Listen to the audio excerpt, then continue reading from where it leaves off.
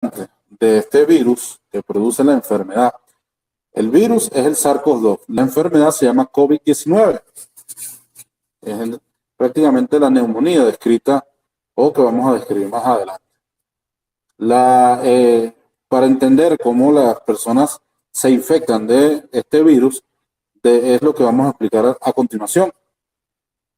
El SARS-CoV-2 tiene la espiga de glucoproteína que se une a una enzima llamada ECA2, la enzima convertidora de angiotensina.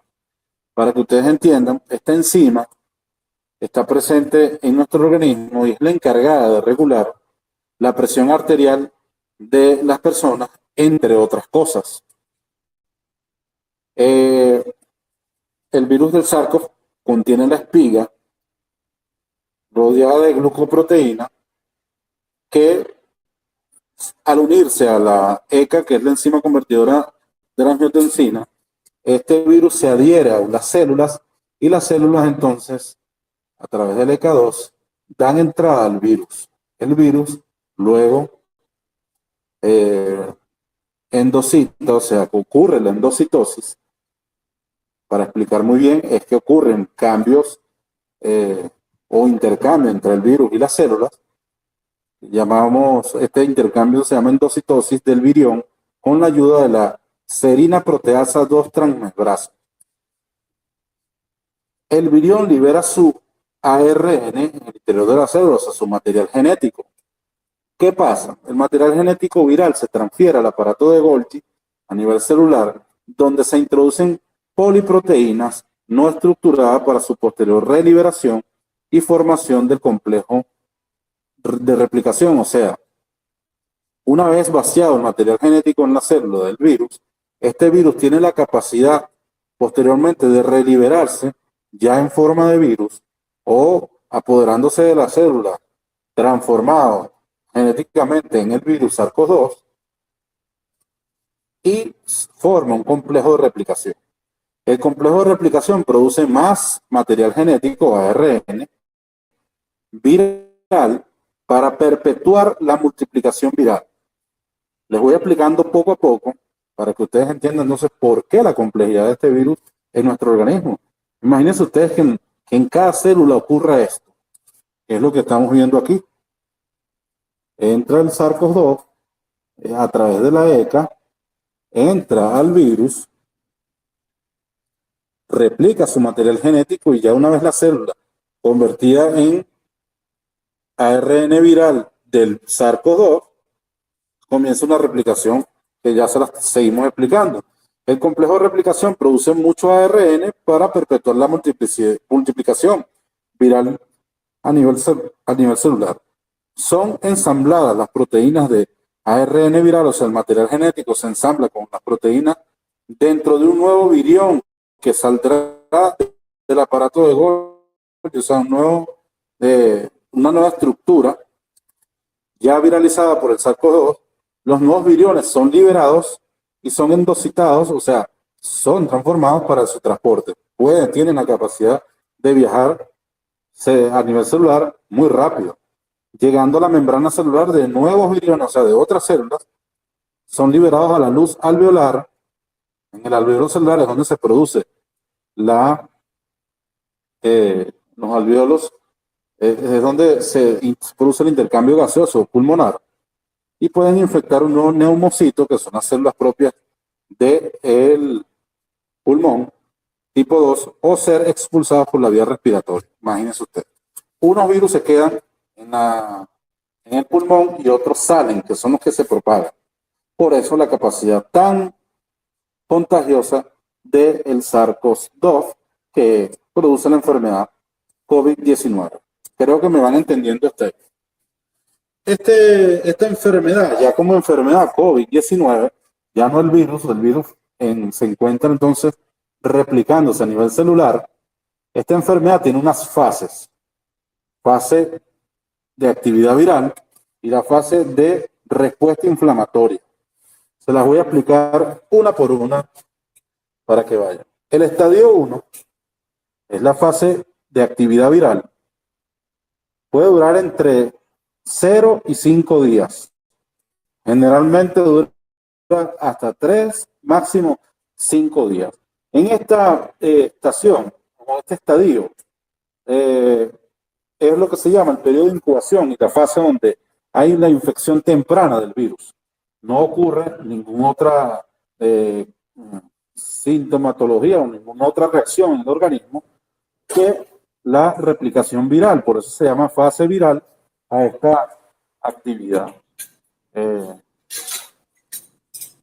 Gracias.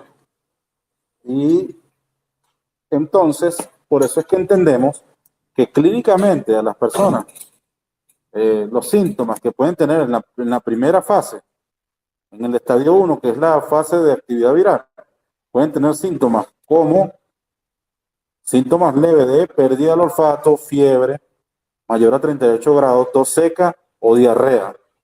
Si uno le hace análisis de laboratorio, pueden presentar linfopenia, que es los linfocitos por debajo de lo normal, un aumento leve de la LDH, que es la lactato deshidrogenasa, y un aumento del dímero D.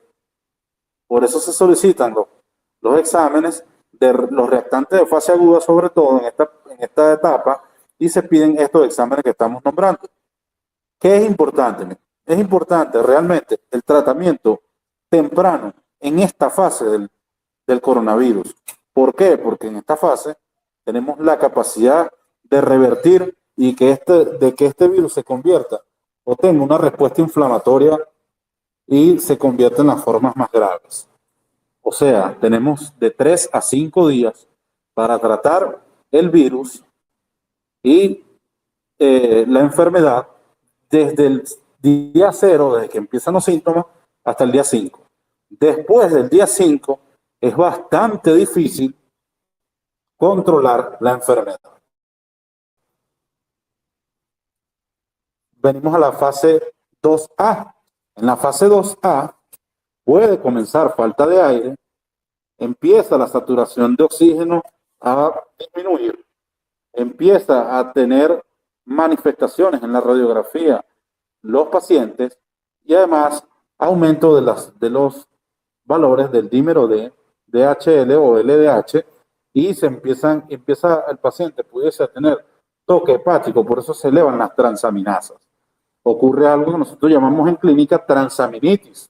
Entonces, en esta fase, en una fase donde se empieza a fusionar la actividad viral con la actividad o la respuesta inflamatoria, es una respuesta que obedece o va a obedecer en dependencia de la respuesta inmune del paciente, pero también de las enfermedades preexistentes que pueda tener el paciente, como hipertensión, diabetes, obesidad, cáncer, asma bronquial, entre otras. ¿Qué es importante en esta fase? Además del tratamiento que ya les nombré para disminuir la actividad viral y los síntomas, iniciar tratamientos que disminuyan o que controlen la respuesta inflamatoria. Luego les voy a decir qué tratamientos son los más usados en cada una de las fases. Esta fase 2A, la fase, ¿cómo lo podemos percibir? Simplemente si el paciente empieza a tener falta de aire a esfuerzos físicos mínimos. O sea, caminó, caminó, se cansó, se paró de la silla, hizo cambios de posturas y se cansó. Esas son las disneas. O bueno, una disnea, falta de aire, simplemente al reposo, sin hacer nada. Eso es un signo clínico de poder tener o de estar en COVID en la fase 2A o 2B, que es una fase donde está terminando la actividad viral y comienza la respuesta inflamatoria. Si no lográsemos detener los síntomas del virus, entonces avanzaríamos desde el día 7 hasta el 10, avanzaríamos a la fase inflamatoria. Desde el día 10 en adelante, yo me atrevería a decir que desde el 10 hasta el 15, podemos identificar la tercera fase, que es el estadio 3, o la fase de respuesta inflamatoria, que es el estadio 3. En esta fase, en este estadio, si no hemos hecho nada en los anteriores, pueden ocurrir las complicaciones menos esperadas o las más severas. Puede ocurrir un síndrome de insuficiencia respiratoria aguda, severo, moderado o severo, puede ocurrir sepsis, que es infección severa, puede ocurrir daño renal agudo, puede ocurrir insuficiencia cardíaca aguda, y lo podemos ver en los laboratorios al ver aumento de la ferritina, aumento del dímero D, aumento de la proteína C reactiva, aumento de la lactato deshidrogenasa, que es la LDH, aumento de las troponinas, que son los marcadores cardíacos, y aumento de la creatinina por la falla renal, más prolongación de los tiempos de coagulación. ¿Por qué? Porque hay una respuesta inflamatoria severa en todo el organismo debido a que no se ha logrado controlar el virus. Ya se activan mecanismos de defensa descontrolado del organismo y entonces el organismo colapsa. ¿Cómo no llegar aquí? Bueno, desde este momento, desde el día 1 o el día 0, me aparecieron los síntomas, comenzar a tratarme el coronavirus. Después de 5 días, pudiésemos transitar hasta esta fase o este estadio. Aprendizaje de lo que le acabamos de explicar: tratar el virus los primeros 5 días. No dejarlo correr. Pasados 5 días de aparecido los síntomas y que me aparezca la disnea, que me aparezca que persista la fiebre, que persistan los síntomas, dolor muscular, malestar general, acudir al médico, si es posible, lograr que te hospitalice.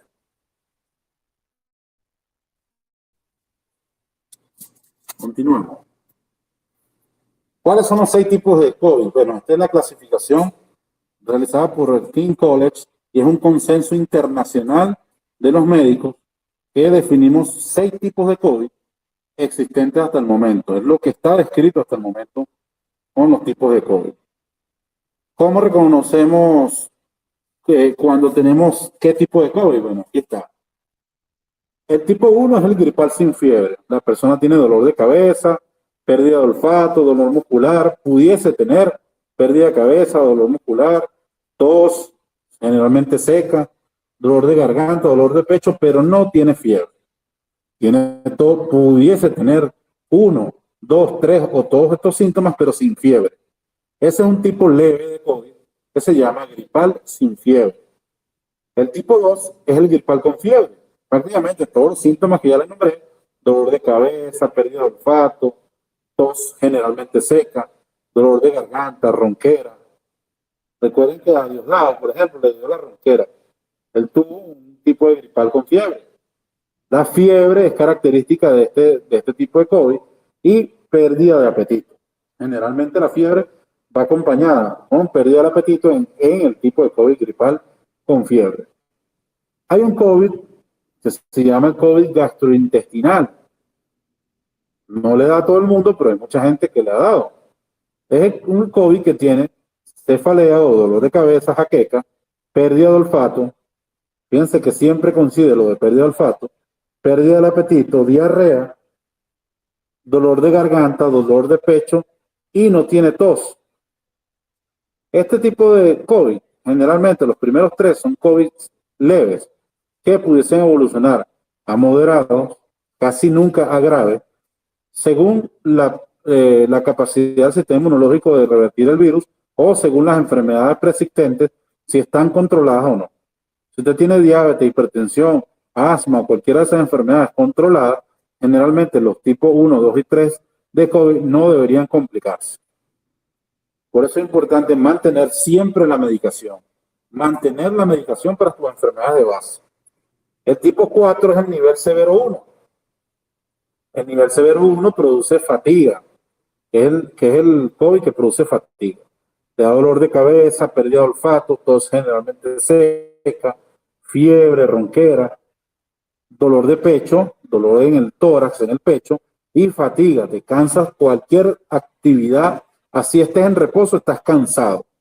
Ese es el tipo de COVID severo 1, que en dependencia de tu sistema inmunológico y tus enfermedades de base, puede evolucionar un COVID bien severo e incluso amerites cuidados intensivos. El nivel severo 2 es el nivel, uno de los más severos, que de paso tiene, además de lo que ya lo habíamos nombrado, que es el dolor de cabeza, pérdida de olfato, pérdida del apetito, tos, fiebre, ronquera, dolor de garganta, dolor en el pecho, fatiga. Además presenta confusión mental. Este es el tipo de COVID que a las personas le da toque del estado psicológico y generalmente no están ubicados, no saben dónde están y tienen problemas también de orientación psicológica o orientación mental. Y también presentan dolor muscular. El tipo de COVID severo, nivel severo 3, es el COVID más severo, el más peligroso porque generalmente evoluciona a formas que ameritan unidades de cuidados intensivos y ameritan ventilación mecánica. Es el tipo de COVID que presenta dolor de cabeza, pérdida de olfato, a veces no tiene pérdida de olfato, tiene pérdida del apetito, tos, fiebre, ronquera, dolor de garganta, dolor en el pecho, fatiga, está confundido, tiene confusión mental, como ya te había dicho, toque mental, toque neurológico, dolor muscular, dificultad respiratoria o disnea, tiene diarrea y dolor abdominal. Este es el tipo de COVID que generalmente presenta saturación de oxígeno por debajo de 90, presenta otros signos o síntomas que ameritan resolución inmediata y que sea ingresado a una unidad de cuidado intensivo. O por lo menos sea abordado una emergencia con cuidados intensivos. Les hablaba de la fase, de las dos fases. La fase viral, de respuesta viral, tiene lo siguiente. La fase de respuesta viral, les explicaba, en esta fase es la más importante para tratar a los pacientes, porque el manejo terapéutico nos dice que hay que tratarlos. Por ejemplo, está comprobado que tratarlos con antiinflamatorios en esta fase es importante. Pero ¿cuál es el antiinflamatorio? Los no esteroideos, para evitar, por supuesto, complicaciones hemorrágicas. Los más indicados son el ibuprofeno, el diclofenac, todo eso. No todo paciente se le puede indicar eso, pero a quien puede indicársele que realmente tenga la capacidad de poder tener buena respuesta inmunológica y que no sea contraindicado tomar ibuprofeno o tomar diclofenac, puede tomar en esta fase, que el diclofenac o los medicamentos de ese tipo, el ibuprofeno, tienen doble acción en esta etapa. Primero, inhibe las prostaglandinas, que son enzimas o elementos de la sangre, elementos del organismo, que producen respuesta inflamatoria. Entonces, en el nivel viral, a medida que se van acumulando virus y se van desarrollando este tipo de respuestas, nosotros llamamos respuesta inmunológica exagerada. Por eso es que cuando no se trata en esta fase y hay esa liberación de esas toxinas, llega la respuesta inflamatoria, ya no se puede hacer casi nada. Entonces, si tratamos con antiinflamatorios en esta fase, que además les voy a explicar, el ibuprofeno, el diclofenac, tienen una acción en esta etapa de una acción antibiótica. ¿Por qué? Porque además de inhibir las prostaglandinas, liberan lipoxinas que, según el material con el que está configurado el virus, está recubierto por una capa proteica y lipídica.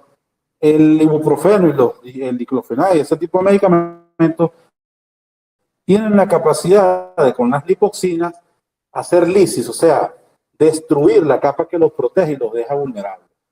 Entonces, fíjense lo importante de en esta etapa, tomar ese tipo de medicamentos que, dicho sea de paso, no se pueden automedicar, debe ser indicado por un médico. Y bueno, realizar los exámenes respectivos. Lo más importante, miren, en esta etapa, es que te evalúe un médico. Más allá de hacerte la prueba rápida, las pruebas, señores, son complemento del examen. Realmente el COVID se diagnostica viendo al paciente. No lo diagnostica una prueba rápida, no lo diagnostica una prueba molecular.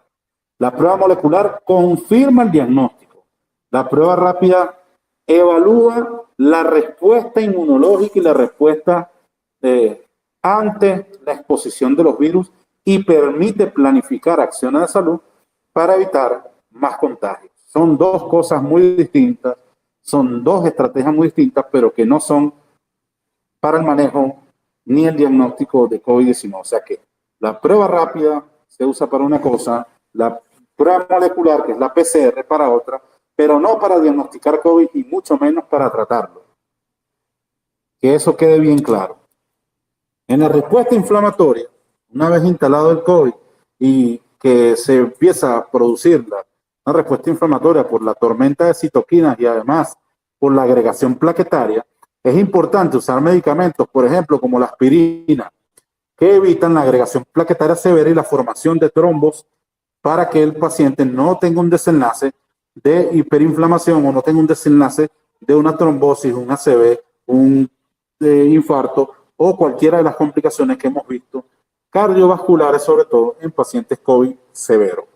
Es importante también usar medicamentos como heparinas de bajo peso molecular, que son medicamentos que van a evitar la formación de los trombos, van a ayudar a la terapia de la aspirina para evitar entonces que una placa de ateroma que tengamos ahí desde hace mucho tiempo se desprenda, que esté inestable, que se desprenda y forme trombos. ¿Qué pasa?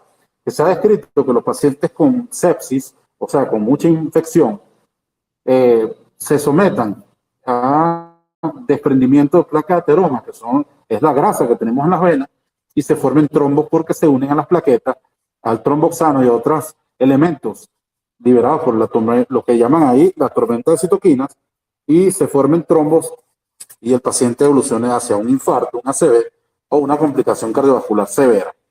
Entonces, importante tratar en esta fase, avanzar con un tratamiento seguro y una evolución segura del paciente bien vigilado para que esta fase no llegue y no tengamos entonces nada que hacer. Aquí hay datos de cómo por edades se pueden complicar los pacientes. Generalmente, de menos de 2 años, pocos se complican de COVID.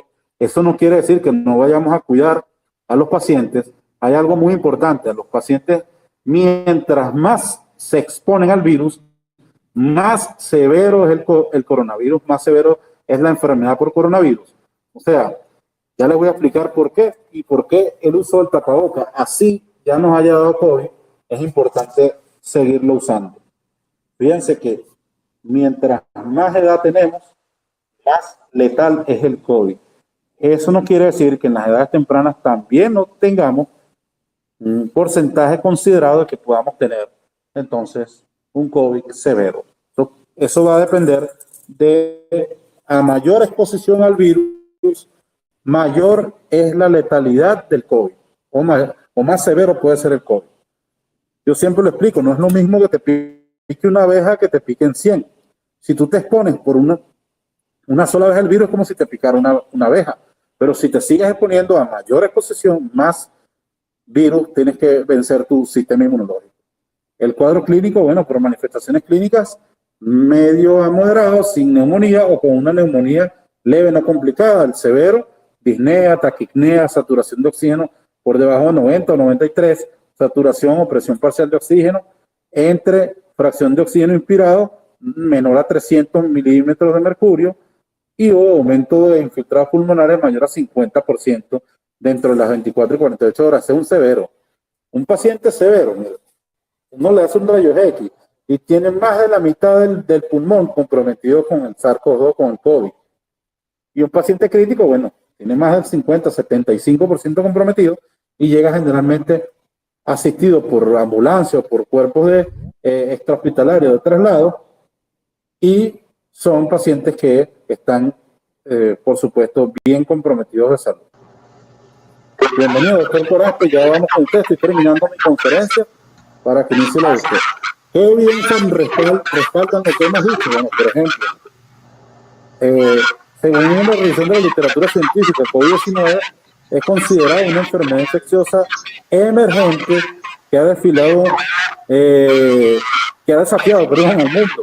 entre el día 7 y 14 de contagio empieza un aumento significativo de citocinas y mediadores inflamatorios, quienes pueden inducir a una apoptosis de linfocitos, apareciendo una linfopenia o una linfocitopenia de manera significativa. Esa evidencia es prácticamente respalda lo que yo venía diciendo desde hace rato, que entonces por eso es que es importante tratar desde un principio a los pacientes y no perder el tiempo buscando una prueba rápida, buscando, yo me tomé 5 guarapos, estoy aquí guardado en la casa y resulta que tienen un COVID de presentación severa. Entonces, lo más importante es que te evalúe un médico de manera temprana e inicie el tratamiento temprano.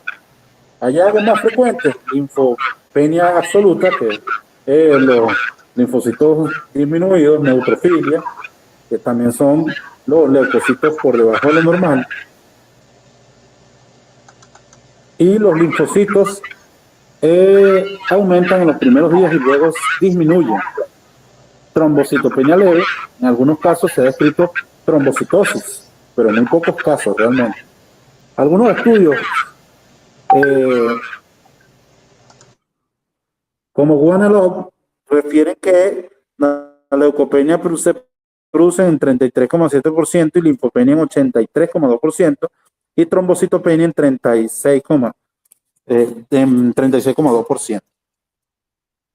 Fíjense lo importante de los test diagnósticos y por qué algunas no tienen pertinencia. La detección por PCR, de 1 a 7 días se detectan 67% de los casos. El otro 33% no se detecta entre el primero y 7 días.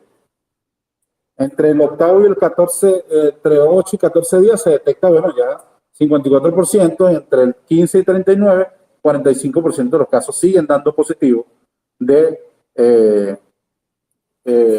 COVID por PCR.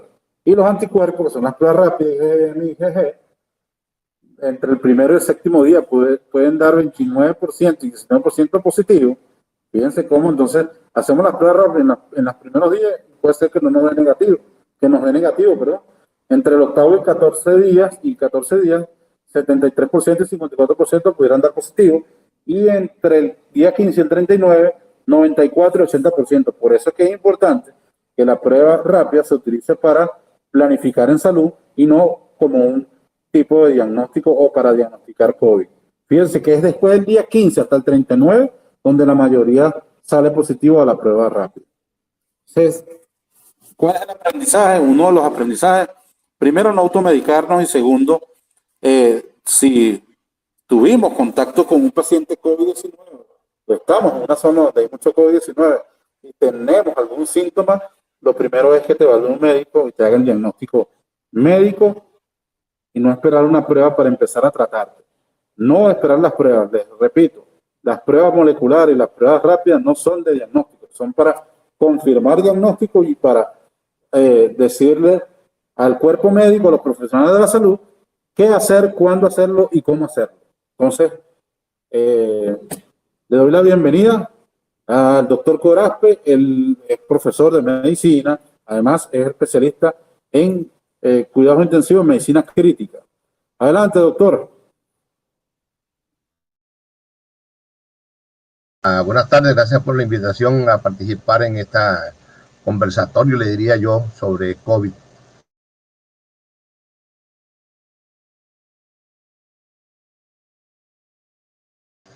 Intermitente. ¿Será que me están oyendo? No lo sé.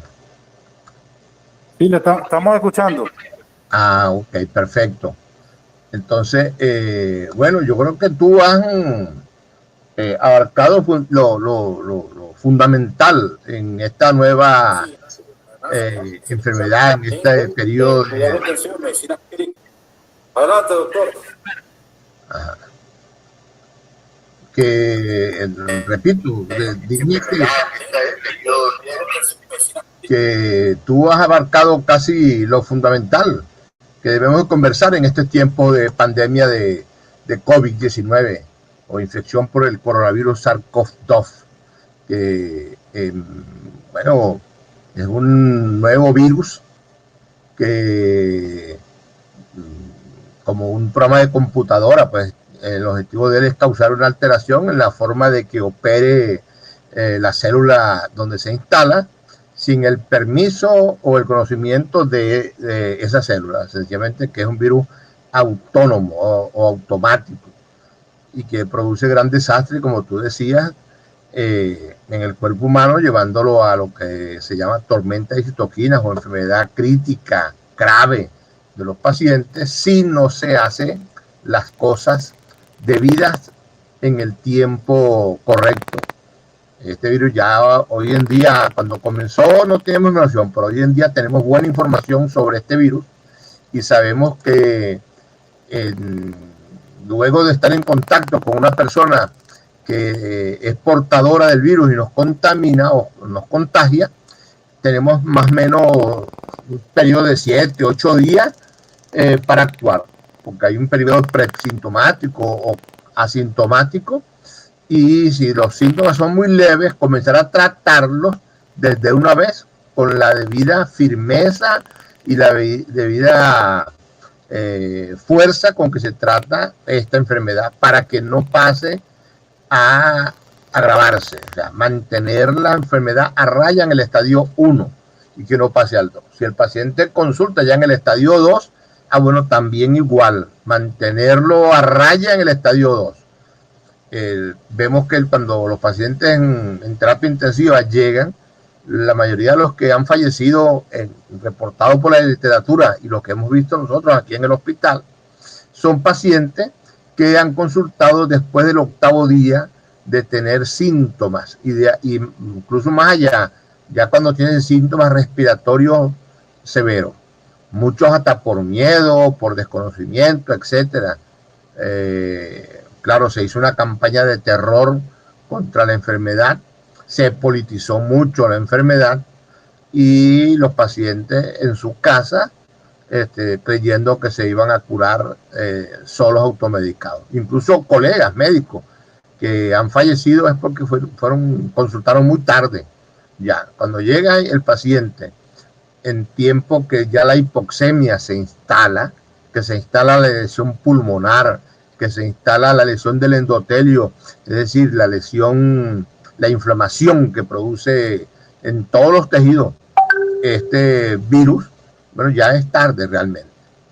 Y incluso me recuerdo que en los primeros días aquí yo tuve un paciente muy severo, muy gravemente enfermo, y con él iniciamos tratamiento antiviral, pero ya el tratamiento antiviral cuando lo colocamos era muy tarde, porque ya la respuesta o la fase de respuesta viral del organismo, la replicación viral, ya había pasado, ya se había establecido en el paciente, es la respuesta inflamatoria, y estaba bien avanzada la respuesta inflamatoria, ya estaba haciendo hiperinflamación realmente. La tormenta de citoquinas casi incluso ya estaba pasando, ya lo que había quedado era el desastre, como pasa una tormenta por un sitio, o pasa un deslave, bueno, ya el paciente estaba ya en la fase cuando el deslave ya había ocurrido. O sea, ya lo que queda es la fase de reparación y reconstrucción de lo que produjo la tormenta. Entonces es difícil. Por eso es que insistimos en los intensivistas en decirle a los colegas y a los pacientes que lo vigilen, que lo monitoreen muy bien con ese esquema que tú bien has explicado, Ricardo, de manera que los podamos mantener en una etapa tal que sea chance para la vida del paciente. Yo creo que eso es lo básico que yo mantengo de la conferencia, para no estar hablando más de lo mismo que ya tú has hablado con buena experticia. Si hay alguna pregunta, yo creo que más en este tipo de conversaciones más hace uno, si la gente tiene alguna pregunta que nos lo haga. Una pregunta, doctor, por aquí en las redes le preguntan que si puede haber algún caso donde no se... si puede haber algún caso donde no se presente la pérdida de olfato y el gusto. Puede haber algunos casos donde no se presente, la pérdida o la disminución del olfato del gusto. Sí lo hay. Son muy pocos, pero incluso hay pacientes que han presentado solamente alteración del gusto. A veces uno dice pérdida, ¿ves? Y realmente no es pérdida del olfato ni pérdida del gusto, es la alteración. Los médicos nos gusta mucho a veces crear palabras muy técnicas para decir cosas, como por ejemplo ponemos disgeusia, o sea, o disgeusa, o disnosmia, para no decir anosmia, ¿eh? Porque el paciente puede tener alteración del olfato. Recordamos que el virus, si entra por la boca o entra por la nariz, se replica en la mucosa y allí puede producir esas alteraciones. Aparte de que él es neurotrópico. ¿Qué significa? Bueno, que él viaja por los nervios y de la nariz al cerebro y la lámina cribosa del etmoides, que es donde están las terminaciones nerviosas del olfato, pueden ser inflamadas o contaminadas, por decirlo así, por el virus, y esa puede provocar, pero en algunos casos no, en algunos casos el paciente, yo he tenido pacientes graves que no tenían alteración de los olores, sin embargo sí tuvieron alteración del gusto. La alteración del gusto que más he visto es que cambian los sabores de las comidas, se disminuye el sabor, incluso le sabe amargo la comida. El limón, que es un ácido, ellos lo perciben como amargo, como que estuvieran más bien comiéndose la concha del limón, de lo desagradable que es. ¿Alguna otra pregunta? Sí, fíjese, bueno, yo he tenido pacientes también que tienen solo variación, por eso yo cuando le hago preguntas le digo si tienen variación del gusto o variación del olfato, no la pérdida. Entonces es importante aclararle eso a los usuarios. Exactamente, es variación, es una alteración, una variación del gusto o del olfato, o de los dos. Incluso la fiebre, a veces pacientes que no tienen... Doctor Corazpe, una pregunta que también surge, ¿qué exámenes realmente son los recomendados en la fase temprana, además de los exámenes para confirmar COVID, que es la prueba molecular, pero qué exámenes se le debe indicar a un paciente hasta comenzando el virus? Comenzando el virus y no solo, y esos mismos exámenes hay que repetirlos luego, porque el comportamiento de esos exámenes nos va diciendo cómo va el proceso de respuesta del organismo al virus. La hematología, eso que tú hablabas ahorita de la alteración de los leucocitos y específicamente de los linfocitos, entonces una hematología que nos orienta, ¿verdad? Los tiempos de coagulación, si están normales, muy bien, porque luego en una fase tardía pueden alterarse. Y entonces a veces, no, ese paciente sufría, no, hay que saber cómo estaba, o sea, en qué condición llegó el paciente. El dímero D no debe faltar, la LDH no debe faltar, comenzando el virus. Al paciente que está comenzando, yo no le haría transferrina. ¿Ves? Primero es costosa, es difícil de hacer, no todos los doctores lo hacen, pero esos que nombré, la transaminasa, la LDH, el dímero D, la hematología, son importantes. Por supuesto la rutina, ¿no? De glicemia, urea, creatinina, para ver su funcionalismo, su estado. Algunos pacientes presentan también alteración de las cifras de glicemia con la enfermedad. Entonces, recordamos que, bueno, si hace un poquito de hiperglicemia, pendiente ahí, mosca. Pero si hace hipoglicemia, sí, porque la hipoglicemia puede traer consecuencias severas hasta la muerte. La hipoglicemia es lo que mata a un paciente grave en muchas circunstancias. Si la dejamos de pasar desapercibida, es mortal. Se han descrito casos, no muchos, pero se han descrito de personas con síndrome metabólico o que no tienen síndrome metabólico, pero que debutan con diabetes en COVID. ¿Eso es cierto, doctor? Es cierto, sí, es muy cierto. Un paciente que usted lo interrogó, incluso dio chance de interrogarlo, no es que llegó grave muriéndose, sino que viene la evolución y los colegas lo han ingresado, tiene 4 o 5 días hospitalizado o más, o 10 días, y es, bueno, puede ser paciente con sobrepeso, pues, pero moderado, que no, pero interrogado bien y sin clínica de diabetes, y el paciente debuta como diabetes. No, yo he tenido así 3 pacientes de un volumen de, vamos a decir, de 8 muertes. Bueno, 3 que han muerto tenían hiperglicemia y no eran diabéticos previos. Una pregunta, doctor, y bueno, ya para finalizar. ¿Es lo mismo que le dé COVID-19 a alguien de un barrio, a alguien de una gran urbanización y que tenga alto ingreso? Bueno, desde el punto de vista de la enfermedad, así, el, esta enfermedad es clasista, ¿ves? O sea, si observamos bien, esta enfermedad le da a todos, pero a donde más da es justamente en las poblaciones de bajos ingresos económicos. Eso es lo que ocurre. O sea, a la clase media y a la clase, a los ricos casi no les da. Les da también, pero en las condiciones en que de pobreza son un caldo muy importante para que la enfermedad progrese.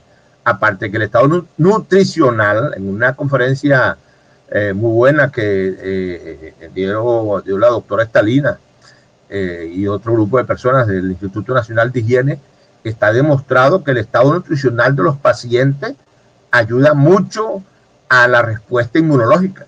Si el estado inmunológico del paciente está deteriorado, la respuesta inmunológica va a ser muy pobre. Y si el estado nutricional está bien, la respuesta inmunológica tiene mejor chance de producir, porque las respuestas inmunológicas son con proteínas, y las proteínas entran por la boca igual que el virus. Eso es. Sí, bueno, doctor, de verdad, muchas gracias. Saludos al Estado Bolívar. Hay gente del Estado Bolívar también asistiendo en esta conferencia. Un mensaje final a todo el pueblo de Venezuela que lo escucha, porque hay gente de esta institución, Sencamer, viéndolo en todo el país. Bueno, muchas gracias. Yo saludo a la gente de Sencamer. En varias oportunidades he tenido que recurrir a ellos para hacer algunas mediciones y aseguramiento de los productos que consumimos los médicos. Por ejemplo, nos vendían yardas, adhesivo para uso hospitalario, nos lo facturaban como que tuviera 10 yardas y el adhesivo tenía 3 yardas. Y bueno, tuve que recurrir a Sencamer en 2 oportunidades. La respuesta fue adecuada y resolvimos el asunto. De todas maneras, el llamado bueno, muchísimas gracias, doctor, de verdad, agradecido. En nombre del servicio médico, del equipo médico de Sencamer y el Ministerio de Comercio Nacional, de verdad, unos aportes invaluables de su parte y que servirán pues no solo al personal de Sencamer y de Fodenor, sino a toda la familia de nuestros trabajadores y al pueblo de Venezuela que nos mira por YouTube. Gracias, un abrazo y saludos a todos. Esto fue la conferencia por el día de hoy. Estamos pendientes porque la próxima será sobre nutrición con la doctora Estalina Báez, que forma parte de nuestro equipo, y con otros especialistas del área. De verdad, muchas gracias. Esto fue la videoconferencia ofrecida para ustedes sobre COVID-19. Buenas tardes. Buenas tardes.